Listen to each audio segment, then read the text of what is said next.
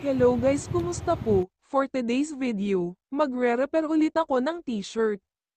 May nagawa na ako dati na video about sa pagre-repair ng t-shirt at naisipan ko ulit gawa ng video itong aking gagawin dahil ang tagal na rin hindi ako makagawa ng video dito sa aking YouTube channel. Nag-upload ako puro short video lang, medyo nag-focus kasi ako sa Facebook Reels kaso malabo na ma-monetize ang FB ko dahil may policy issue daw kaya nawalan na ako ng gana. Dito na lang ulit ako magpo-focus sa YouTube channel ko. By the way, ang una kong ginagawa dito ay ilulupi ko ng ganito ang t-shirt at ipapatong itong pinadala ni client na gagayahan ng size. Mas okay kasi pag may dala na tamang sukat ang magpa-repair lalo pag t-shirt para doon na lang aakma ang sukat niya. Mamarkahan lang natin ito at saka gugupitin na natin ayon sa sukat na gusto. Sa pagtatabas, huwag natin kalimutan na lagyan ng allowance para sa tahi. Ang manggas hindi na kailangan bawasan ang part ng kilikili. Yung habalang babawasan dito.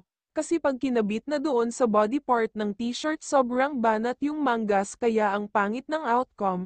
Dapat ang sukat ng armhole ng sleeves mas malaki ng 1/2 inch kaysa sukat ng body armholes. Bawasan natin dito ng kalahati polgada sa front chest. Next na gagawin pagdudugtungin natin ang magkabilang side at ang manggas. At ito na natahi ko na at na-overlock na rin, ikakabit na natin ang sleeve. Sa pagre-repair ng t-shirt may kanya-kanya tayo style kung paano natin ire-repair ang t-shirt. Ika nga depende sa mananahi ang diskarte, sharing our ideas. Kahit paano may makuha kayo ng kunting kaalaman dito.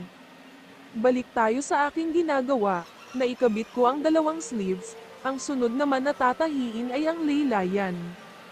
At dahil wala ako himing machine in-overlock ko muna ang laylayan nito at papasadahan na lang natin ng single machine, at pasadahan ulit ng isa pa na kasing lapad ng regular foot para magmukhang tahi sa himing machine. Ang singil ko pala dito ay 60 pesos, kayo ba mga kapwa kong mananahi magkano ang singil nyo sa ganitong repair?